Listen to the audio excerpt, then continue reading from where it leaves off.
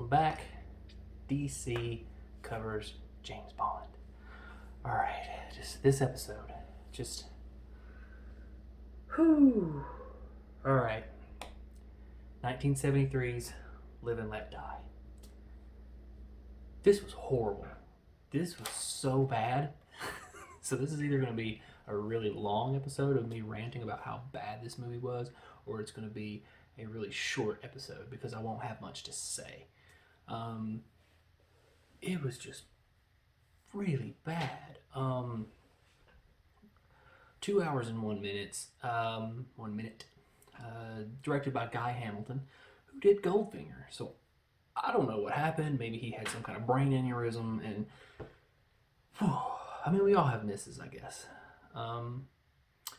This is the introduction to Roger Moore. He was 45 when he did this. The oldest Bond. He is the oldest starting Bond. Our Bond girls are Solitaire, played by Jane Seymour in her first role ever. She is Dr. Quinn, Medicine Woman, if you don't recognize the name. Rosie Carver, played by Gloria Hendry, and Miss Caruso, played by Madeline Smith. We have villains. Well, really one villain. Dr. Kananga, who also plays Mr. Big, played by Yaphet Kotto, who I love. There's really no Bond car here. We'll kind of get to that. The song, Live and Let Die by Paul McCartney and the Wings. This is a super famous song. Guns N' Roses covered it in Use Your Illusion. So, it's very cool. Now, to start off, if you do not know what a blaxploitation movie is, think Black Dynamite, Coffee, Foxy Brown, anything with Pam Grier, really. It's just like basically taking all the stereotypes of African Americans and putting them into a movie, pretty much, and exploiting that.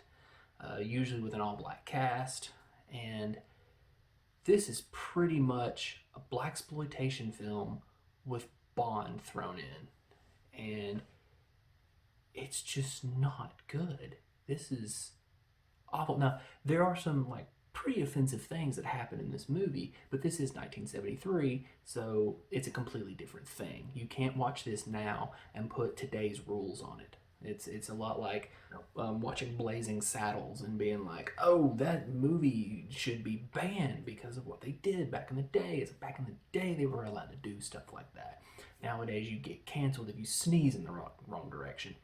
So this does have moments in it that it's kind of like, I'll go over them.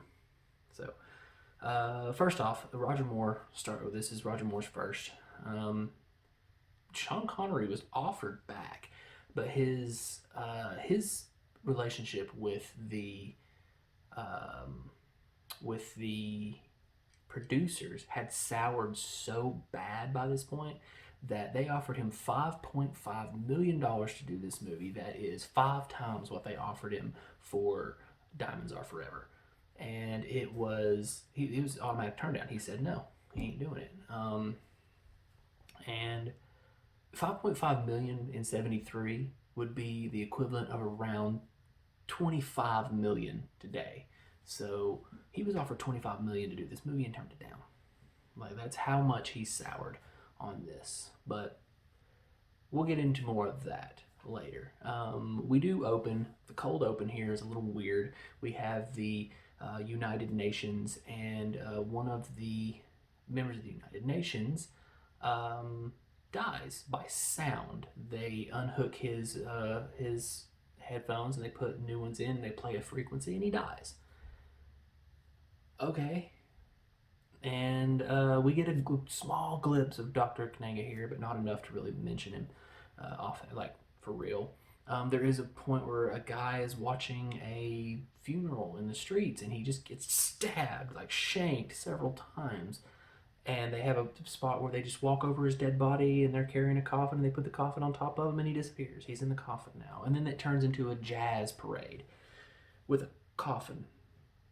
And then we go straight into some voodoo stuff. A dude's tied to a pole, and they're just doing their voodoo dances, and they got snakes, and they bites him. And there is no Bond in the cold open. This is one of only 3 Bond films where Bond wasn't in the cold open. Um, it, it was pretty dull. I didn't like it. Whatever. So we get to the title. Title screen's a bunch of fire, some voodoo stuff, some skulls, some women. Well, there's like that with Live and Let Die playing it.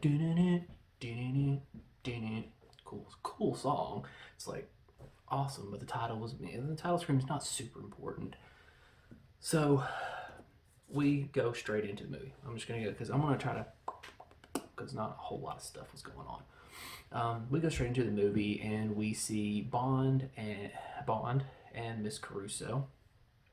Miss Caruso being, of course, uh, uh, Madeline Smith. But we see Bond, and Bond had several people in line to play him in this. Um, Albert Broccoli, the producer, wanted an American to play him, and we had Clint Eastwood up again. We had Burt Reynolds up again. Go down, go away, go away. I'm sorry. That was uncalled for. I'm ashamed of myself. But we also had Paul Newman. Paul Newman's one of my personal favorite actors. I love him to death. And one that I think may have worked, Robert Redford. Robert Redford could probably have pulled this off. Honestly, Paul Newman probably could have too, but in the end, it was Bond needs to be English, and Roger Moore was cast, and Sean Connery gave his blessing and called him the ideal Bond. Um, in this movie, no, this was the most horrible Bond I've ever seen. He is so not Bond in this movie. But I'm not going to count this against Roger Moore because it was the writing in this movie, the directing, the plot, everything in this movie was terrible.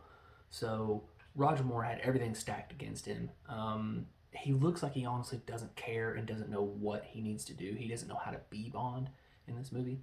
So I'm actually not going to count this against him. I'm going to pretend that Roger Moore did 6 Bonds, and this was just a one-off.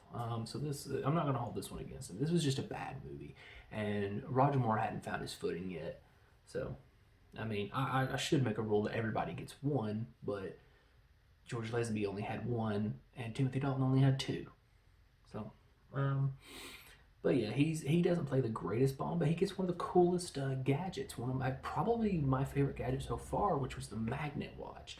You turn it, and everything metal comes to the watch, which is really neat. It also had a little saw in it, which comes into play. And we actually see Moneypenny. And Moneypenny is kind of hiding Bond, Miss Caruso, from M and everybody. Kind of like, oh well, no, I don't see anybody, and it's not a cool moment for Moneypenny, but whatever. But everybody leaves, and Bond actually uses the watch to undress the girl. He actually turns on the magnet and unzips her dress, but it was actually kind of a cool Bond moment. By this point, I'm like, man, Roger Moore's going to be a really good Bond. But this was 15 minutes in the movie, and I haven't gotten to the absolute crap storm that is this movie. Yeah. All right, but anyway, we do get to kind of see what this movie's kind of going to be. We see some tarot cards. Someone's reading tarot. But one thing that kind of turned me off about these tarot cards was on the back of them. The back design was this. Do you notice anything? It's a bunch of 007s. The cards say 007. It's like, why are we breaking the fourth wall like this? And the cards have that the entire movie. It's not just one scene where it's like, hey, it's Bond. No, these are the tarot cards she uses. She uses 007 tarot cards. Cool. If you look at them, they have Sean Connery in the corner. Not really, but might as well have.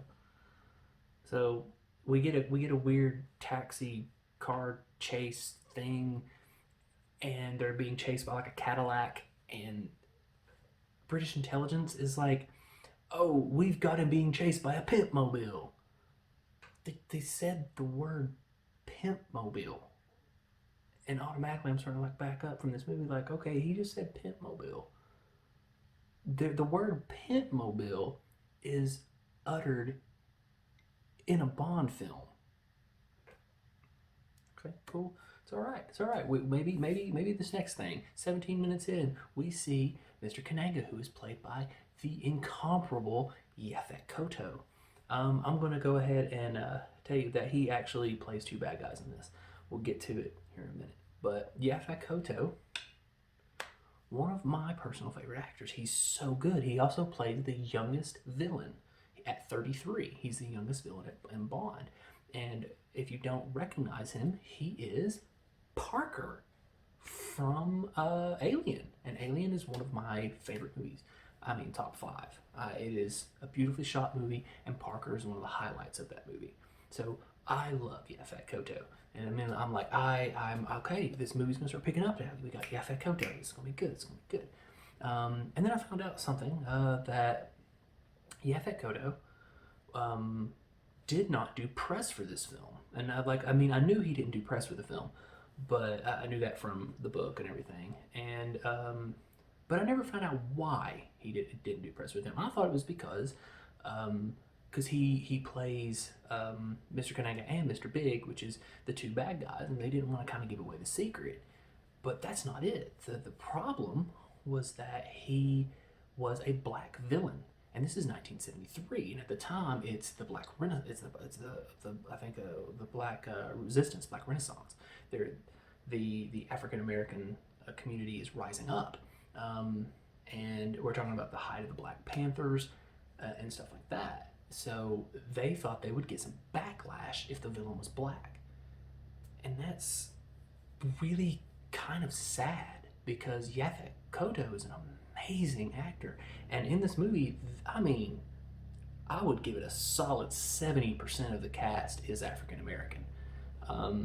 Lots of voodoo. A lot of it takes place in Louisiana, and it's predominantly a African American film. I mean, they had when Paul McCartney wrote "Live and Let Die," and they were like, he was like, okay, here's my theme song for this movie. They were like, well, can we use that but have an African American woman sing it? And Paul McCartney's like, yeah, I wrote this. I paid for the orchestra out of my own pocket. No, I'm going to sing this, and you paid me to sing it. But later on, we do get a female, African American female, singing the song in one of the nightclubs. So, and there's so much more where they wanted to make this a predominantly African American film. Would have worked had they have not used so many stereotypical things and so many tropes, like the big bell bottoms walking with the bounce, the pimp mobiles, you dig, lots of vernacular. And if they wouldn't have used that, because there is one thing in this movie that is kind of nice, and is that Bond does not treat the African Americans any different. He doesn't change the way he speaks to them. He doesn't do anything, and I think that's wonderful. There are points at the end of the film that I'll get to where they kind of retcon all of that. They kind of destroy all that they've created in that saying basically all these people are equal. Now there is a lot of this takes place in Harlem, and they're showing like that drugs are really bad in the African American community and stuff like that, but they never really harp on it. It's more of just, yes, this is happening, which is nice. It's just the film itself is just not good, but so they were afraid of this African American backlash, so he couldn't do it, but that's okay. But there is some moments. There is one moment that actually made me laugh where Bond gets into a taxi with a man gets into his taxi with an African American man, and they're driving down, and he's like, basically, do you know where Mr. Big's lair is? And he's like, yeah, man, I know. And he's like, well, there's an extra $20 in it for you if you drive me to his lair. And the taxi driver doesn't even miss a beat. He keeps getting head, man, for $20, I'll drive you to a Ku Klux Klan cookout. You dig? and it made me laugh. It was cool, but he gave me the $20. But the guy turned out to be kind of a bad guy and drove him to there. And then this is where it starts going a little off the rails. So when he's in this taxi turns out to be a part of Mr. Big's situation. And they've got people following him, and they're on CBs. It's like, yeah, we got a honky in a taxi over here. It should be real easy to follow and be like following a cue ball. Ow. You know, words hurt. But it's okay. It's one slur. It's all right. 24 minutes in, we meet Solitaire. Solitaire is beautiful, the wonderful Jane Seymour. Weirdness, though, is she was not supposed to be played by Jane Seymour. There were several actresses. I'll get to those here in a minute, too.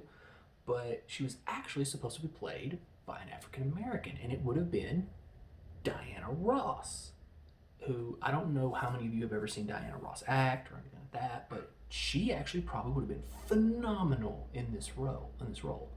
I don't know why they kept her white. I don't know. It was actually supposed to be Rosie Carver. Rosie Carver was supposed to be white, and Solitaire was supposed to be African American, but they switched it around.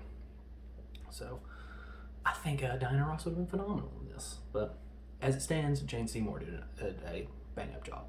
Right after we meet Solitaire, we meet Mr. Big, only for a little bit, so I won't mention it right now. And we get the real Mr. Big later, because all he does is come in, call 007 a honky, like, yeah, you honky, and then leaves. That's two honkies. And I'm saying, okay, so we're just going, well, when are we going to get a cracker or a you jive turkey? Like, are we going to get any of these? And these wonderful things they said in the 70s. But no, instead we get you honky, and another person calls him a honky. It is a CIA agent. It's like, okay, cool, all right. Yeah, this is happening. There is a point in the James Bond universe where James Bond is called a honky 3 times. No one said the dialogue in this movie was great. Moving on. He's going in, and he's at his little hotel. He's going to take a bath, and the voodoo people put a snake in there. It's a snake. Cool. The reason why I mentioned it because he killed it in a cool way. He has his hairspray and his cigar lit. This is Roger Moore's James Bond. He doesn't drink the Vesper, the martini. He drinks scotch, and he smokes cigars, not cigarettes. So he's smoking a cigar, and the snake, he sees it in the mirror. He turns around, and he like fire, blows it up. And it happens. In 35 minutes in, we meet Rosie Carver. Rosie Carver. Oh, not one of my favorite Bond girls. She was very weak every time she saw something related to voodoo because she knows what voodoo is. She find out why she knows what voodoo is, but she sees something with voodoo and she's like, oh my gosh, she sees a hat with feathers on it, and she's like, and Bond picks it up. He's like, it's just a hat from a very small fellow who got into a fight with a chicken. It's like, okay. And it's very strange. She's kind of, and she's a weak person, and I'm not fond of weak Bond girls. But we find out, we see Solitaire again, Miss Jane Seymour, and she turns out she's a psychic. So this is the only supernatural Bond. This is the only time Bond ever deals with anything supernatural. But we're here with Solitaire, and Solitaire, she was supposed to be played whenever they decided she was going to be white. There was other women up for the role. Jane Seymour was up, but there was Goldie Hawn, which at the time, Goldie Hawn is, I kind of chose an older pick, but Goldie Hawn would have rocked it. Goldie Hawn's awesome. And then there's Helen Mirren. I chose the old Helen Mirren because she is so fine. She aged like fine wine. Wow. Like, she's still hot. Weird. Sorry. And, of course, Catherine Deneuve, who was supposed to be in the last one and the one before that, but she never made it. But we do find out Rosie is a baddie. She's working for the bad guys, and Bond kind of figures it out. Bond's like, yeah, okay, she knows a little bit too much, figure it out, and they go off, and he's like, oh, let's go talk about it. let's go have a picnic. And they end up doing some, you know how it is. And this is the first time that on film that Bond bonds with an African American woman, because this is the first African American Bond girl. So very cool stuff. I wish it would have been a lot stronger, but it's what it is. So Bond and Rosie, they do it, but Rosie sees some voodoo dolls and gets freaked out and kind of runs away. She's like, "Oh my god," like that, and then they shoot her dead. She's gone because they think she's going to betray them, because she was about to, because Bond was going to shoot her. He was like, "They'll kill me if I talk," and he's like, "I'll kill you if you don't." He's like, "So make your choice. You die by them, you die by me." And she's like, "I'm out." You know, she starts running. She's like, "No, I'm gone." You know, I would rather them kill me. But I'm like, I personally, voodoo, I'd take the gunshot. But, so Rosie's dead. He's lost his only lead, and he decides to go on a leisurely hang glide. Yeah, over the mountains of wherever the hell you are. He's just gonna fly around. He does use it to actually get into the hideout. You know, he kills a henchman with it, which is cool. He flies over and kicks him. Cool. Okay, so after this is one of the moments that's kind of like, for me. So Bond meets Solitaire. He's playing with her tarot cards. He's like, "Yeah, you know, it says we're supposed to be lovers." And she's like, no, that's not how it works. I can't do that, because if she has sex, she loses her psychic powers. She can't do that. And he's like, "Oh, but you know it's true. Go ahead and draw a card, draw a tarot card." And she draws the lover's card. So she's like, "Oh, wait, maybe I do." And they start kind of like kiss, and he drops the cards, and they're all lover. He stacked the deck and basically manipulated her into sex. So I'm like, kind of gross, whatever.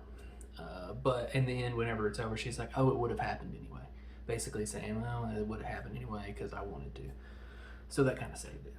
But they're going to go escape. They're escaping, and we get the Bond car for this one. Bond car for this movie, which is a double-decker bus. The only time Bond drives is a double-decker bus, and he's getting chased by some policemen, and he runs into a bridge, and it decapitates the double-decker bus, and it lands on top of the cop car, and the cop car wrecks, which is one of the funnier parts of the movie. And he keeps driving the double-decker bus, and he drives it onto a pier, making everyone jump off. Ah! And he gets onto the boat. We're gonna go. So he's gonna save. He has just saved Solitaire. She's down in the bed of the boat, and he's like, "Okay, well, hopefully they'll want her back, because he's gonna use her as bait." It's like, "Oh, come on, man, you jerk." He does get into a car chase here after they do actually take Solitaire back. They get her. And he gets into a car chase, but he's not driving a car. He's driving a plane. He never takes off. He's just driving it around the tarmac, just, and everyone's chasing him. It's a very strange moment. Very hard for me to explain what happens, but he like outsmarts several people. The wings get cut off eventually, and yeah, it's a very strange thing. But this is where he actually goes into the lair of Mr. Big, and we see Mr. Big looking like he's straight out of Michael Jackson's Thriller. Yeah, but that's just Yaphet Kotto in makeup, and you can tell it's Yaphet Kotto. There is no way in 1973 that when Mr. Big takes off the makeup, eventually he tears his face off in front of Bond. There is no way that people weren't expecting that, because it looks just like Yaphet Kotto, just like him. He just looks like a zombie version because the makeup was so bad.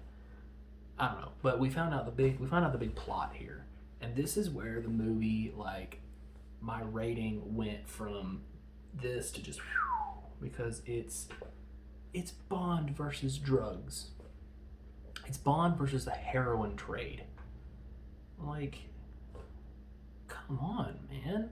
This is where we're going. Okay, so we have Bond taking on people who are going to shoot atomic missiles. They're going to start a world war. They're going to radiate all the gold in the world so that they're richer.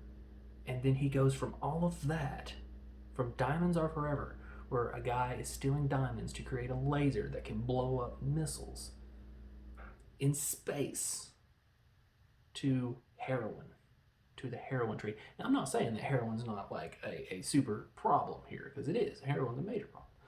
But to have it be Bond, it's just, it took me so out of this movie. Like, this is so bad. Alligators. There are alligators.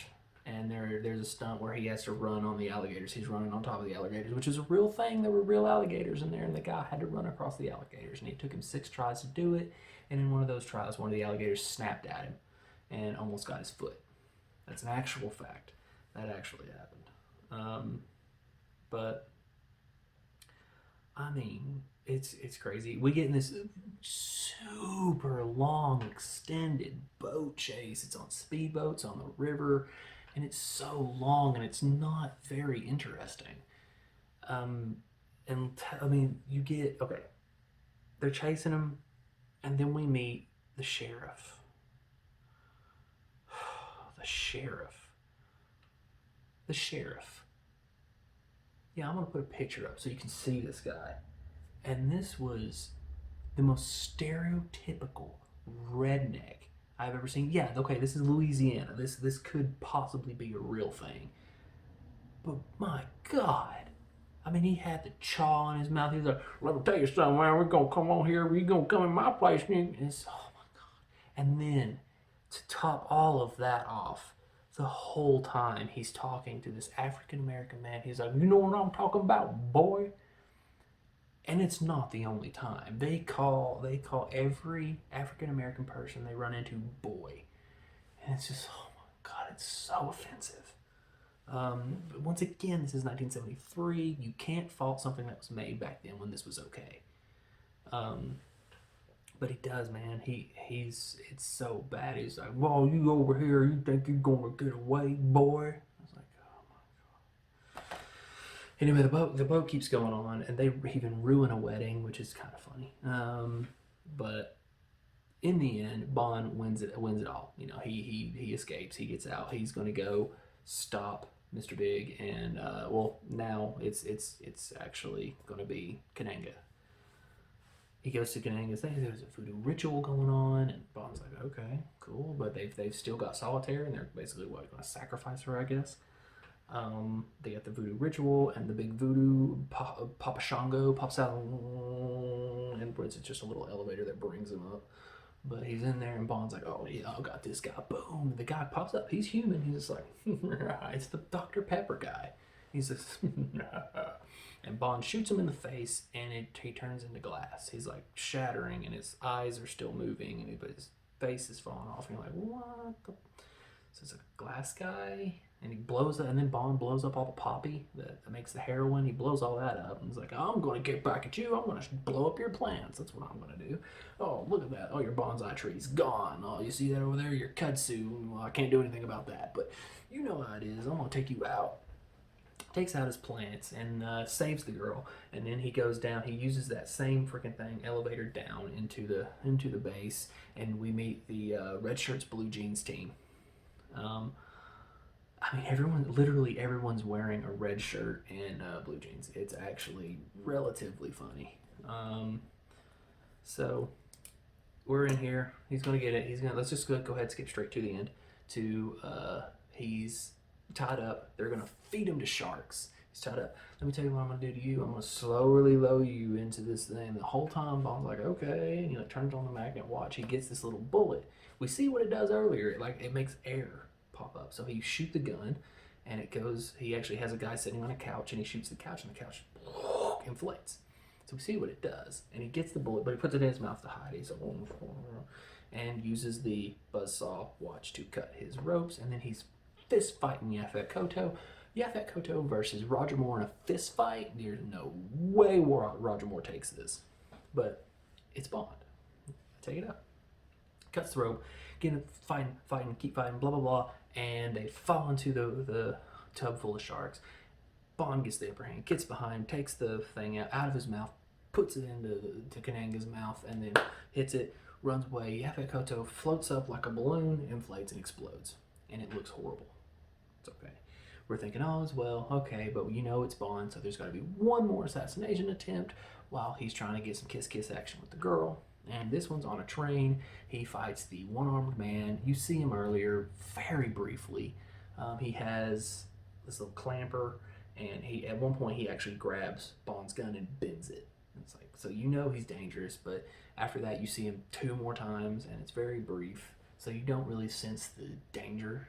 And he's fighting this guy, and he's going to kill Bond, but Bond cuts the wires on his thing, making him clamp down to where he can't let go, and just throws him out of the train, and it rips his arm off.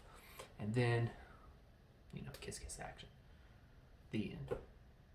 So, I flew through that on purpose because this was horrid. This is going to be the first time where I'm going to say you should skip this one. This was bad. I gave it a 5.5 out of 10. It was that bad, man. So awful. I mean, dang. Body count 8, love count 11. Or, love count 3. Wow, Bond is not that much of a, no, he doesn't need a pimp mobile. He's a 3. No. This was just so bad. I mean, I remember watching this, and I remember not hating it as much as I did this time. I remember actually liking this movie. But, wow. This was so bad. Roger Moore is so wooden here. He's not fun to watch. He's not a fun Bond. God, I think Man with the Golden Gun is next, isn't it? It is. Man with the Golden Gun it's so bad. This was not good. But it just has my favorite theme song so far, which is kind of cool. But so far, Roger Moore's not off to a good start. I know Man with the Golden Gun isn't great, even though it has one of my absolute favorite actors in the world in Christopher Lee. But I think The Spy Who Loved Me is really good, so we'll get to it. The next one, Man with Golden Gun, we got Guy Hamilton coming back, Roger Moore coming back, Mary Goodnight's here, which is cool. She's one of my favorite Bond girls. He has a new car, the AMC hatchback, and of course Christopher Lee as Scaramanga, which I love Christopher Lee. I have this deep, deep, deep love for that man. He's so awesome. So watch that one. It'll be better. I know it's better than this. That was just awful. But anyway, thank you for watching. Seriously, it was even though it was torture. But thank you.